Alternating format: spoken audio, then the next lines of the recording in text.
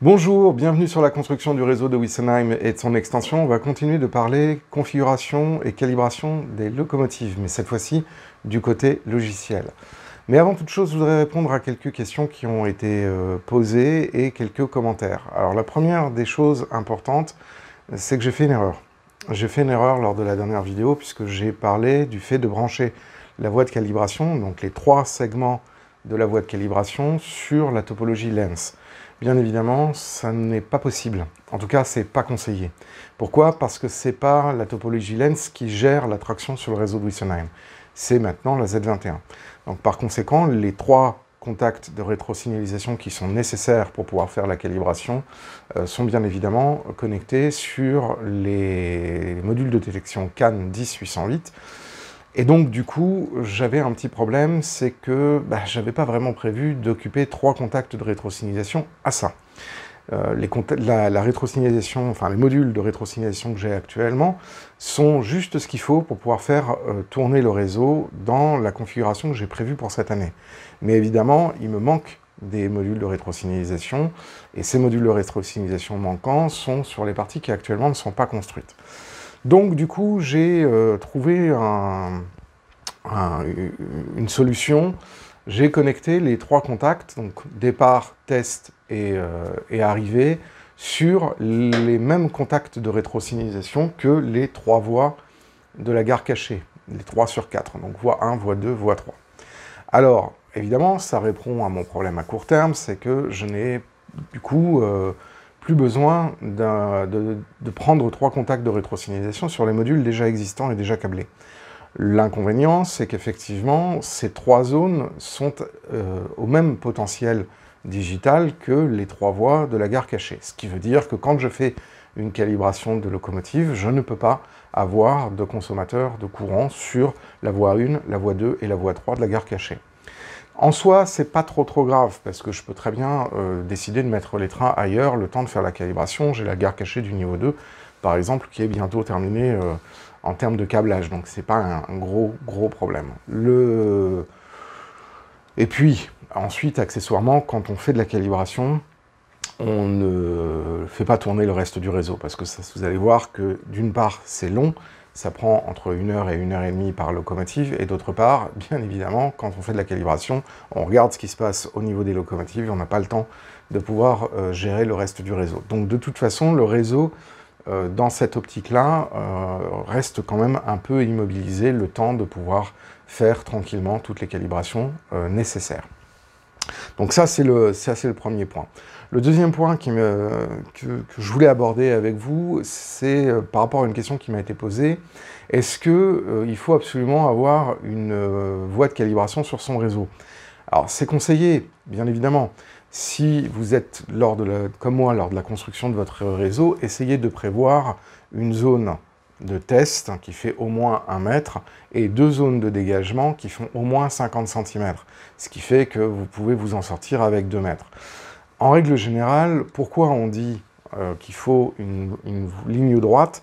C'est parce que quand les locomotives vont tourner, la mécanique va être sollicitée différemment, et quand elle va revenir sur la voie de calibration, il peut y avoir des pouillèmes qui vont venir modifier le comportement de la calibration la réponse de la calibration de votre locomotive. Donc du coup, effectivement, c'est conseillé d'avoir une ligne droite le plus possible.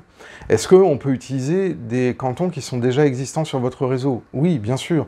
Moi, le seul problème, c'est que des cantons qui sont parfaitement horizontales sur le réseau, je n'en ai pas énormément. J'ai la voie de montagne qui comporte une courbe, j'ai la Purple Lane qui comporte une courbe, j'ai la voie, la Transit Lane qui comporte une courbe aussi. Bref, je n'avais pas de tronçon de 1 mètre plus 2 tronçons de dégagement qui ne soient pas soit en courbe, soit en dénivelé, ce qui fait que ça ne fonctionne pas. Parce que bien évidemment, pour qu'une calibration soit absolument optimale, il faut que ça soit parfaitement horizontal. Alors vous allez me dire, oui, mais tu avais ton extension, est-ce que ça aurait pu être possible de pouvoir faire ça sur l'extension? Encore une fois, oui et non. En fait, non. Plutôt non que oui. Donc c'est ça qui a justifié la construction d'une voie extérieure au réseau. Et bon, j'ai pu la mettre à cet endroit-là, et elle ne dérange pas visuellement la façade du réseau. Ça vient simplement rajouter une voie à un endroit où, elle ne risque pas d'être inaccessible. 2, elle me permet de pouvoir surveiller depuis mon bureau le comportement des locomotives sans être obligé de me contorsionner ou de devoir mettre une caméra pour filmer la calibration. Donc, l'un dans l'autre, cette situation m'allait bien. Mais effectivement, je n'ai que 254 cm de longueur exploitable avec 104 cm de zone de détection, de zone test, de zone centrale. Alors, vous allez me dire, mais oui, c'est bien tout ça, mais il y a beaucoup de moments où tu ne vas pas utiliser cette voie. Alors, oui, c'est vrai, mais cette voie, elle va être utile pour 2 raisons. D'une part, pour faire les calibrations, et d'autre part, elle pourra être commutée à une sortie voie de programmation. Parce que, comme vous le savez, en digital, on a 2 moyens de pouvoir programmer un décodeur. Une par la voie de programmation et une avec la programmation on the main. On main, plutôt. Donc, ça veut dire que cette voie-là, elle pourra aussi être utilisée avec simplement un sélecteur. Donc, c'est un commutateur à 3 points, hein, qui permet de pouvoir choisir soit une entrée, soit une autre, et délivrer sur le plot central le choix qui aura été fait avec l'interrupteur. Bien évidemment, cette voie de calibration, vous pouvez aussi la connecter à votre centrale, ou alors dire à votre centrale, bah, ça peut être aussi une voie de programmation. Je pense à ça, notamment si vous avez une Z21 blanche, pour le moment, en commençant votre réseau, et que vous avez besoin d'une voie spécifique pour pouvoir utiliser votre voie de programmation. Donc ça, c'est tout à fait possible avec une voie de calibration. Bah, effectivement, l'un des 3, ou les 3, si vous reliez tout ensemble avec cet interrupteur, les 3 points de détection, bah, à ce moment-là, vous pouvez l'utiliser tout à fait, moyennant un sélecteur ou une série de sélecteurs, et transformer cette voie de calibration en voie de programmation. Voilà, donc ça c'était un petit peu les points que je voulais donner. Là, la voie de calibration, elle est terminée. Elle a été testée déjà avec une locomotive. Aujourd'hui, je vous propose de vous montrer comment on fait une calibration de locomotive. Pour ça, il faut que vous sachiez comment on lit les CV d'une locomotive, parce que vous allez être obligé de faire des modifications sur la CV2, la CV3, la CV4, la CV5, la CV6 et la CV29 de votre locomotive. Par conséquent, il faut avoir soit un logiciel qui vous permette de lire aisément vos CV, soit avec votre Multimos ou votre commande mobile pour pouvoir lire et écrire les CV dans votre locomotive, soit en programmation sur voie de programmation, soit, comme ça va être le cas ici, avec la programmation on main. L'autre chose qu'il va vous falloir pour pouvoir réaliser une bonne calibration, c'est un stylo, c'est un morceau de papier ou un papier ou un tableur si vous êtes avec votre ordinateur pour pouvoir nous faire quelques petits calculs. Vous allez voir, c'est pas très compliqué, mais il va falloir faire un petit peu de temps en temps des règles de 3. Alors, la première des choses qu'il faut faire, c'est lire les CV de la locomotive que vous voulez calibrer. Parce que d'usine, elle a des chiffres qui sont inscrits dans les CV que j'ai cités, et pour pouvoir remettre à l'état initial si besoin, il faut savoir quelle était la configuration des CV avant modification. Donc la première des choses que l'on fait, c'est qu'on va demander un ordre de lecture sur la CV2, la CV3, la CV4, la CV5, la CV6 et la CV29. Il faut aussi, pour commencer, s'assurer que votre locomotive est configurée en 28 crans. Vous pouvez choisir d'interpoler en 128 crans sur votre centrale. Sachez cependant que si vous utilisez vos locomotives en 128 crans, elles vont avoir une adresse beaucoup plus longue en termes digital, et donc du coup, ça risque de bouchonner sur le bus traction. Donc, si vous pouvez vous en passer, restez à 28 crans et pas à 126 crans, parce que là, effectivement, Voilà, dans l'idéal, ça ne change pas grand-chose pour la calibration, puisque déjà le 128 crans est une interpolation, j'ai dit 126, mais c'est 128, est une interpolation, donc voilà, et peu importe. Donc une fois que vous avez ces différentes valeurs, là, à ce moment-là, on va pouvoir passer sur le logiciel. Mais, dernière petite chose, la première des choses aussi qu'il faut faire, c'est choisir une convention de nommage pour vos locomotives. Qu'est-ce que ça veut dire? Ça veut dire qu'à un moment donné, il faut que vous choisissiez une référence mnémotechnique pour nommer vos locomotives. Sur le réseau Wessenheim, la grande majeure partie des locomotives qui circulent sont des locomotives à vapeur. Il y a une classification très simple qui est de compter le nombre d'essieux porteurs, le nombre d'essieux moteurs et le nombre d'essieux porteurs arrière. Donc c'est la façon traditionnelle qu'on a de classifier une Pacific, une Mountain, une Mikado, une Decapod, voilà. Donc ça, c'est assez simple. Moi, c'est comme ça que j'ai choisi de donner une adresse aux locomotives. Alors vous allez me dire, ouais, mais comment ça se fait quand tu as deux Pacifiques? Eh bien, on y vient. La première Pacifique du réseau, elle va avoir l'adresse 1, plus sa qualification de Pacifique. Vous savez comme moi, Pacifique 231. Donc ça veut dire que la locomotive va avoir, la première Pacifique va avoir l'adresse 1-231. Donc sur 4 digits. La deuxième Pacifique que je vais avoir va avoir l'adresse 2-231, 3-331, etc. Ce moyen mnémotechnique me permet, moi, déjà, de connaître exactement à qui je m'adresse. Quand je vois une locomotive, je sais que c'est une 231 parce que j'ai qu'à compter le nombre d'essieux porteurs, le nombre d'essieux moteurs et le nombre d'essieux porteurs arrière, et tout de suite, voilà, je sais que c'est une 231. Après, je ne vais plus qu'à rechercher le numéro de la locomotive. Alors ça, ensuite, après, ça commence à devenir compliqué quand on en a beaucoup. Mais, bon, sur le réseau de Wessenheim, je ne pense pas jamais atteindre 9 locomotives d'une même classe. Ça commence à faire beaucoup. Donc, ça me laisse la possibilité d'avoir suffisamment d'adresses pour chacune des classifications. Donc, pour les 141, c'est-à-dire les Mountain, pas les Mountain, les Mikado, sur les Mikado, j'ai la 141P qui va avoir l'adresse 1-141, et j'ai la 141R qui va avoir l'adresse 2-141. Pour, par exemple, les 230K, je vais avoir la première qui va s'appeler 1-230, la deuxième 2-230, etc. Ça va. Ensuite, après, il y a une petite subtilité, c'est pour les locomotives diesel. Alors, quand c'est des locomotives qui sont avec bielle, ce qui est le cas de la 030 DB, son adresse, ça va être 1-030. Voilà. Par contre, pour la 72030, là, je vais prendre le premier chiffre, donc le 7, et puis les deux derniers, ça va donc faire 70030. Ensuite, après, si par ailleurs j'ai, je ne sais pas moi, une locomotive un peu particulière, par exemple on va dire, même si ça ne sera jamais le cas sur Wessenheim, mais une BB 15000, et que c'est la 15046 de chez Rocco, qui est une locomotive que j'ai depuis que je suis tout petit, qui ne va bien évidemment jamais tourner, et qui reste, qui a eu un peu une vie dure, donc elle va rester dans sa vitrine, mais peu importe.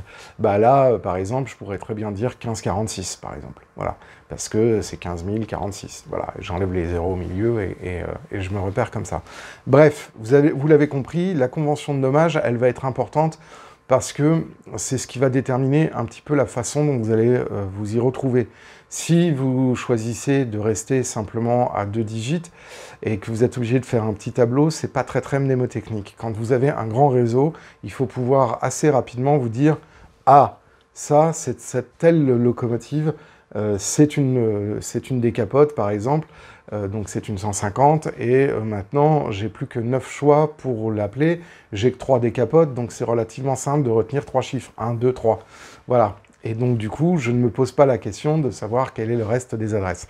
Pourquoi je vous dis ça? Parce que vous allez voir dans une vidéo ultérieurement que avec les rampes Perfect Coach Lighting, je vais avoir exactement la même politique mnémotechnique, puisque, et ça on aura l'occasion d'en reparler, dans les Perfect Coach Lighting, vous avez 4 adresses, une adresse de voiture, une adresse de RAM, une adresse de réseau, et la quatrième, je l'ai oubliée, mais c'est pas grave, il y a une vidéo que je suis en train de tourner spécialement pour ça, j'en reparlerai à ce moment-là.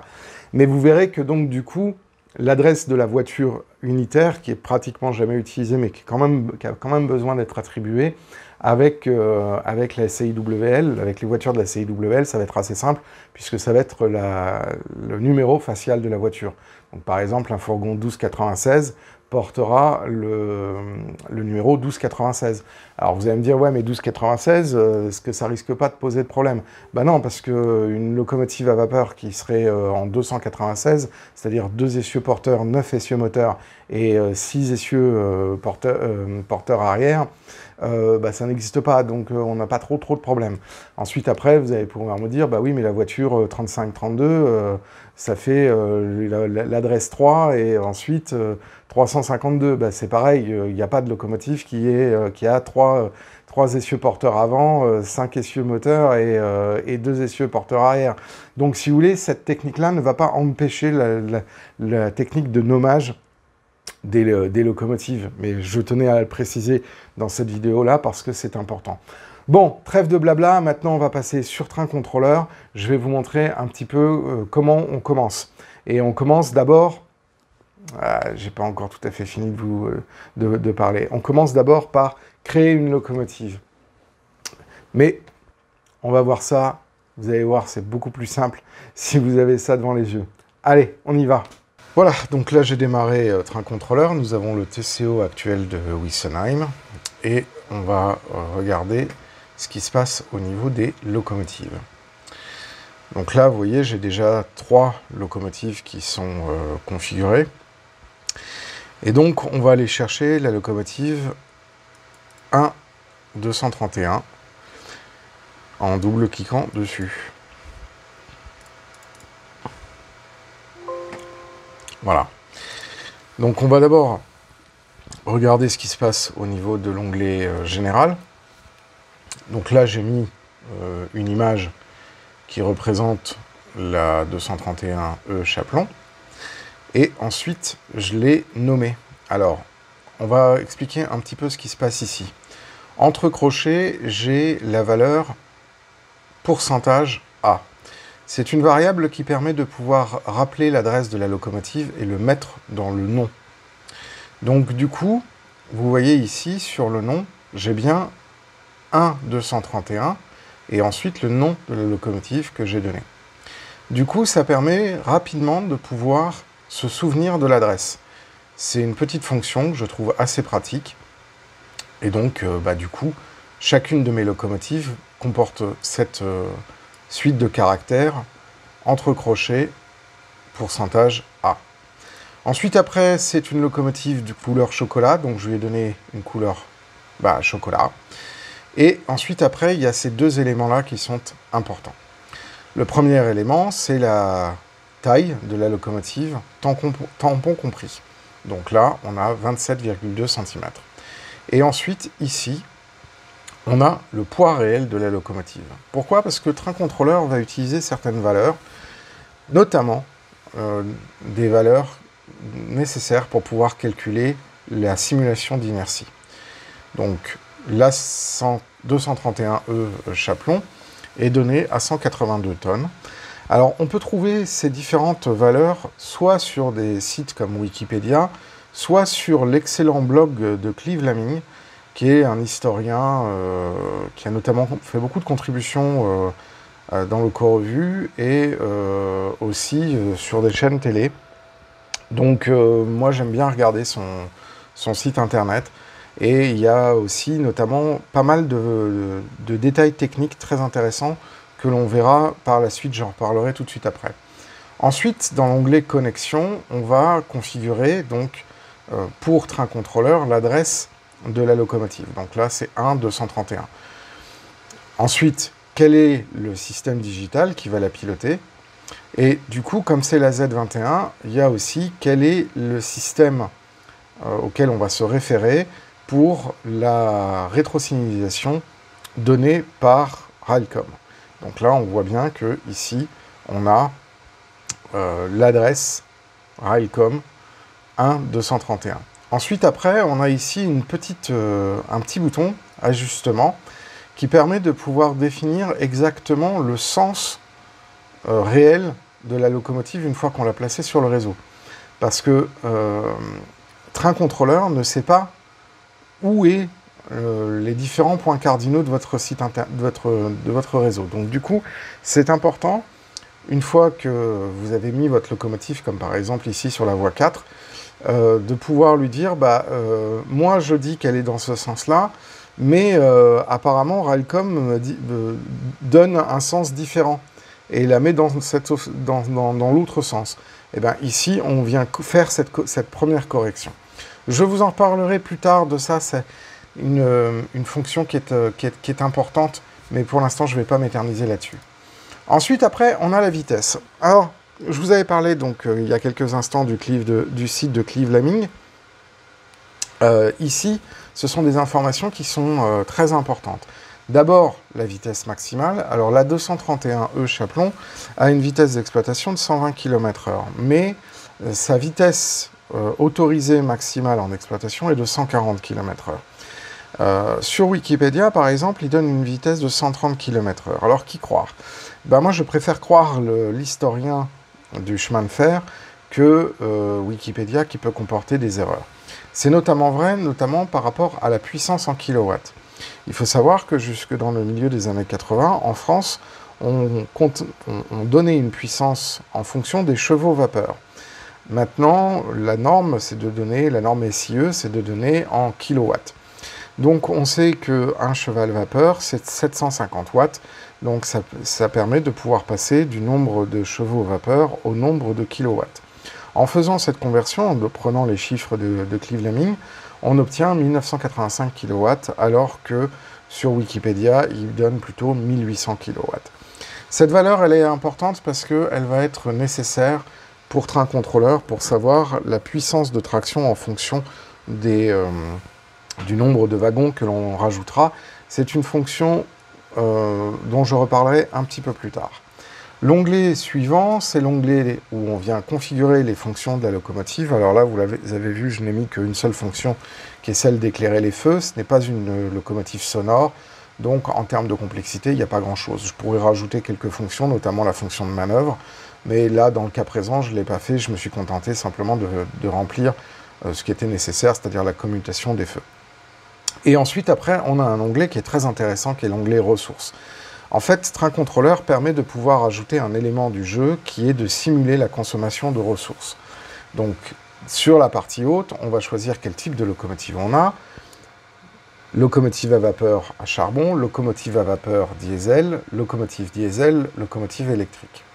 Donc, bien évidemment, la 231E, donc la 3.1192, est une locomotive à charbon. Et donc, du coup, ici, je vais pouvoir mettre les caractéristiques de son tender. Donc le tender de la 231 a une capacité de 9 tonnes de charbon et comme c'est un 38A, il a une capacité en eau de 38 500 litres selon Clive Laming. Ensuite, après, on donne la consommation pour 100 km. Donc cette consommation, pour les locomotives de première génération, elle était environ entre 2 tonnes et 3 tonnes. Là, la 231E est une locomotive de 2,5 générations. C'est-à-dire elle est plus performante qu'une locomotive de 2 générations, mais moins performante qu'une locomotive de 3e génération. Donc on peut considérer qu'en gros, elle consommait entre 1,5 tonne et 2 tonnes de charbon pour 100 km. Moi, j'ai décidé de mettre 2 tonnes. Et on sait qu'elle consommait, en fonction de son régime, entre 10 000 litres d'eau au 100 km et 17 000 litres d'eau au 100 km. J'ai choisi une valeur de 12 000, ce qui me semblait assez intéressant. Et Settings, c'est pour pouvoir déterminer, en fait, les settings de l'odomètre, c'est quelle est la distance qu'a parcouru la locomotive. Cette valeur-là est très intéressante parce qu'on peut dire au bout d'un certain nombre de distances parcourues, la locomotive se met en arrêt ou elle doit rejoindre une zone de maintenance. Mais ça, j'aurai l'occasion de vous en reparler, c'est dans une autre fonction de train contrôleur. Maintenant, on va revenir directement sur l'onglet qui nous intéresse, c'est-à-dire l'onglet de vitesse. On va aller ensuite après sur ce bouton ici, Automatic Speed and Brake. Ça va ouvrir une nouvelle fenêtre qui comporte 3 onglets. On ne va pas s'occuper pour l'instant du premier onglet qui s'appelle Threshold Speed, donc vitesse de seuil en français, si vous utilisez une version traduite de train contrôleur. Là, je l'ai laissé en anglais. Ensuite, après, vous avez le deuxième onglet qui va être l'onglet de calibration, qui va nous intéresser. J'en reparlerai dans la vidéo ultérieure, parce que cette vidéo-là va être beaucoup trop longue pour vous parler de la calibration en elle-même. Je pose simplement les différents éléments. Et vous voyez ici qu'il y a différents types de calibration avec différentes configurations possibles. Et enfin, on a un onglet décodeur qui permet de pouvoir éventuellement interagir avec le décodeur de la locomotive directement dans Train Contrôleur. Dans ce cas-là, on clique sur l'engin supporte la programmation DCC et on se met en programmation sur la voie ou en programmation sur la voie de programmation. Et ensuite, on peut éventuellement dire, bah voilà, la voie de programmation, elle est en commutation par un effecteur électromagnétique qui permet de changer l'origine de l'alimentation, si c'est de la voie normale ou si c'est de la voie de programmation. Donc on fait ça généralement avec un SADC. Mais là, pour l'instant, je n'utilise pas cette fonctionnalité-là, parce que ce n'est pas câblé sur le réseau en tant que tel. Et ici, on va pouvoir définir les différentes CV dont je vous ai parlé, donc la CV2, 3, 4, 5, 6, et la CV29. Et on peut aussi appeler directement train programmeur pour pouvoir interagir avec la locomotive directement dans le train programmeur. Et on a la possibilité aussi de pouvoir utiliser des profils simplifiés de vitesse, mais pour l'instant, ça ne m'intéresse pas, donc je reviens sur les profils avancés, qui est le mode d'opération. Ici, on a un petit sélecteur qui permet de bouger la vitesse et faire les différents affinages. Donc là, voilà un petit peu la fenêtre locomotive dans Train Contrôleur. Voilà, donc là je vous ai montré très succinctement la fenêtre dans Train Contrôleur qui permet de pouvoir configurer les locomotives. Bien évidemment, maintenant, dans une prochaine vidéo, on va parler de la calibration en elle-même. Parce que si je fais une vidéo complète, je vais dépasser les 30 minutes et ça va être totalement imbuvable. Donc, ce qui est important de retenir, c'est que la première étape, c'est de configurer, de créer une locomotive dans Train Contrôleur et de lui donner certaines valeurs qui vont permettre de pouvoir définir la nature de la locomotive afin que le logiciel puisse ensuite, après, exploiter ces informations pour déterminer les courbes de vitesse, d'accélération, de décélération, et ensuite, après, le réglage précis de son inertie et des différents paramètres qui seront nécessaires pour avoir un fonctionnement en automatique. Parce que le principe de la calibration, c'est aussi de pouvoir être sûr que la locomotive se comporte comme attendu une fois qu'on est en gestion automatique. Voilà, j'espère que vous avez aimé cette deuxième vidéo sur la calibration. La troisième vidéo va paraître dans les jours qui viennent. Pour le moment, il faut que je prépare un petit peu le banc de test, le banc de calibration, pour pouvoir m'occuper de la locomotive 231E Nord, donc la 3.1192. Et vous faire un petit peu une démonstration qui soit assez agréable à regarder. D'ici là, je vous souhaite à tous et à toutes une excellente journée. Si vous avez aimé la vidéo, n'hésitez pas à laisser un commentaire. N'hésitez pas non plus à vous abonner à la chaîne si ce n'est pas déjà fait et à nous mettre un petit pouce vers le haut. Ça nous fait plaisir et ça permet d'augmenter la visibilité de la chaîne à travers les algorithmes de YouTube. D'ici là, moi je vous dis à très bientôt pour d'autres vidéos sur la construction du réseau de Wessenheim et de son extension.